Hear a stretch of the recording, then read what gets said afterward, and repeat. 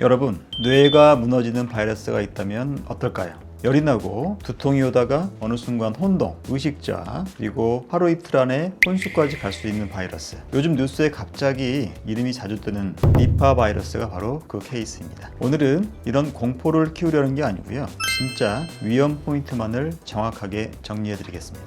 코로나처럼 퍼지는 거 아니야? 한국은 과연 안전한가? 뭘 조심해야 하지? 이런 질문들에 대해서 답을 드려보겠습니다.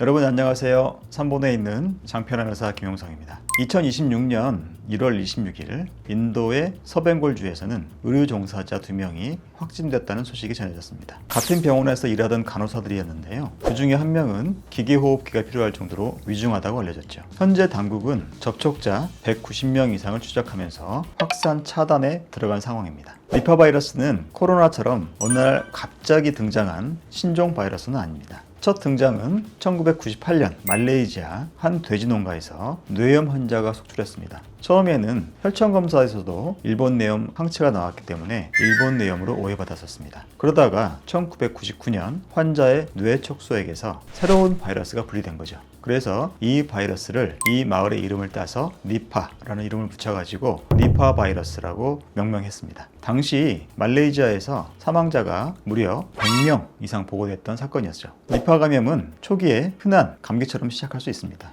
이 전구기에는 발열, 두통, 근육통, 구토, 인후통, 그리고 시간이 지나면서 호흡기 증상인 기침이라든지 호흡곤란이 발생합니다. 그냥 일반적인 감기랑 비슷하죠. 그런데 이런 호흡기 증상이 심해지면 폐렴이라든지 정말 심한 경우 급성 호흡곤란 증후군까지 진행하게 됩니다. 여기에 이어서 신경계 증상이 나타나게 되는데요. 어지러움이라든지 졸림, 혼동, 의식자 같은 것들이 발생하고 정말 심하면 24시간에서 48시간 내에 혼수까지 가능한 아주 무서운 질환입니다. 여기서 핵심은 이거예요. 단순하게 열만 나는 바이러스가 아니라 진행하면 뇌염이 주인공으로 등장할 수 있는 그런 바이러스라는 점입니다. 니파 바이러스 감염은 아무 데서나 막 터지는 것은 아닙니다. 산발적으로 터지기도 하지만 반복적으로 등장하는 지역이 있습니다. 특히 방글라데시 중앙부와 인도 서벵골에 있는 지역, 이른바 니파 벨트라는 곳이죠. 이 지역에 따라서 질병의 발병 양상이 조금 다른데요. 그 이유는 크게 두 가지입니다. 일단 니파는 크게 말레이 계통 그리고 방글라데시 인도 계통으로 아형이 나누게 되는데, 방글라데시 인도 계통 쪽은 신경계 증상과 함께 호흡기 증상이 동시에 일어나기 때문에 치명률이 더 높게 보고되고 있습니다. 니파 바이러스의 자연 숙주는 과일박쥐입니다. 과일박쥐라는 말처럼 이 과일박쥐는 과일을 먹는 초식성 바이러스입니다. 말레이시아와 싱가포르 등에서는 산발적으로 발생을 했는데, 이 박쥐가 먹고 남은 과일이라든지 박쥐가 물었던 과일을 돼지에게 주면서 돼지에게 감염이 되고, 돼지를 관리하는 마을의 종사자들이나 도축장 노동자들이 니파 바이러스에 감염된 이런 산발적인 패턴이 나타난 것이죠. 반면에 방글라데시와 인도 젖병의 니파 벨트에서는 주로 겨울철에 자주 발생했습니다. 그 이유는 바로 이 지역에서 전통적으로 마시는 생대추야차 수액 때문입니다. 이 지역에서는 마치 우리나라에서 고로쇠 수액을 모아서 마시는 것처럼 생대추야자를 약간 깎아낸 다음에 거기 밑에다가 항아리를 걸어놓고 수액을 받아서 그것을 생으로 마시는 그런 문화가 있습니다. 특히 이게 발효되기 전에 차가울 때 하루 이틀 내에 먹어야 되기 때문에 주로 겨울철에 많이 마신다고 합니다. 이렇게 야자수에 상처를 내서 야자수를 모으기 위해서 단지를 걸어놨는데, 이때 밤이나 낮에 박쥐들이 그쪽으로 날아가서 수액을 핥거나 소변을 흘리게 되면 이 단지에 모아진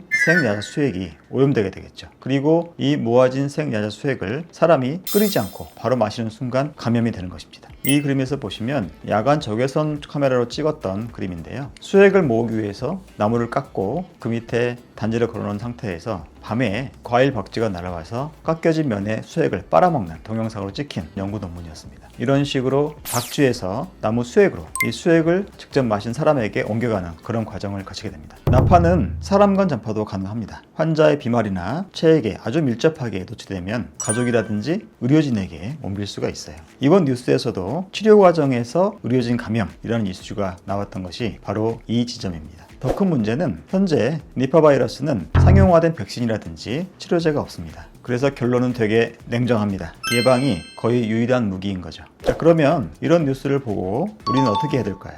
딱 이것만 기억하세요. 우리나라의 질병관리청이 재빠르게 공고해준 내용의 핵심을 뽑아서 알려드리겠습니다. 혹시 유행 지역을 방문하시는 경우는 과일박쥐라든지 돼지 등 이런 동물의 접촉을 일단 피하시고요. 또 현지의 특산물이라고 하더라도 생대추 야자 수액 같은 비가열 수액은 절대 마시지 않길 바랍니다. 그리고 아픈 사람하고 밀접하게 접촉하는 것을 최소화해야 되고요. 외출 후에는 비누로 30초간 손을 씻고 씻지 않는 손으로는 얼굴을 만지지 않도록 주의해야 됩니다. 그리고 마지막으로 중요한 행동 요령이 하나 있습니다. 아까 말씀드린 그런 위험 지역에 여행을 다녀오신 후에 14일 이내에 발열이라든지 두통, 구토, 호흡기 증상 같은 의심 증상이 있으면 반드시 1339로 상담하시기 바랍니다. 사실 이 니파 바이러스에 대한 검사 방법은 아직 모든 병원에서 가능하지 않습니다. 주로 비말을 가지고 PCR 검사를 하긴 하는데요. 현재는 아마도 질병관리본부에서만 가능할 것으로 생각이 됩니다. 그래서 특정 지역, 아까 말씀드린 니파 벨트에 다녀왔는데 감기라든지 구토, 호흡기 증상이 생긴다고 하면 개인 병원을 찾아가거나 응급실에 가는 것보다는 1339로 먼저 전화를 해서 상담하시는 게 현명한 방법이 되겠습니다.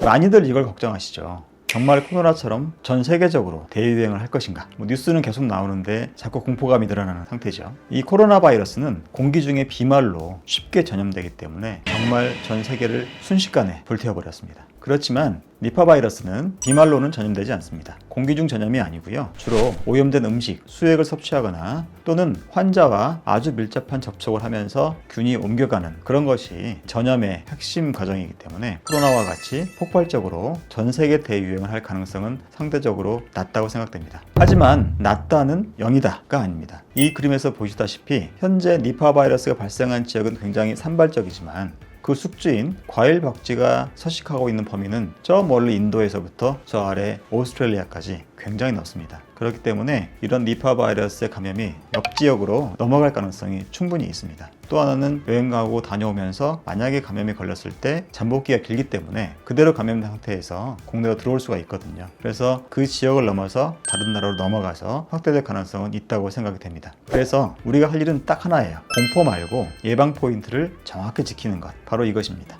니파 바이러스는 겁먹고 끝날 뉴스가 아니라 유행 지역에서 무엇을 먹고 누구와 얼마나 밀접했는지가 핵심인 그런 감염병입니다. 오늘 제가 말씀드린 수칙만 기억하셔도 위험을 크게 줄일 수 있습니다. 다음 영상에서는 해외여행 갔다 왔을 때 어떤 증상이 나오면 병원을 바로 가야 하는지, 그리고 일반 감기와 구분하는 포인트를 조금 더 구체적으로 정리해 드리겠습니다. 궁금하신 부분은 댓글 남겨주시고 3번에 있는 장편한 김용석 내과원으로 방문해 주시면 친절하게 진료를 도와드리겠습니다. 그럼 다음에 뵙겠습니다.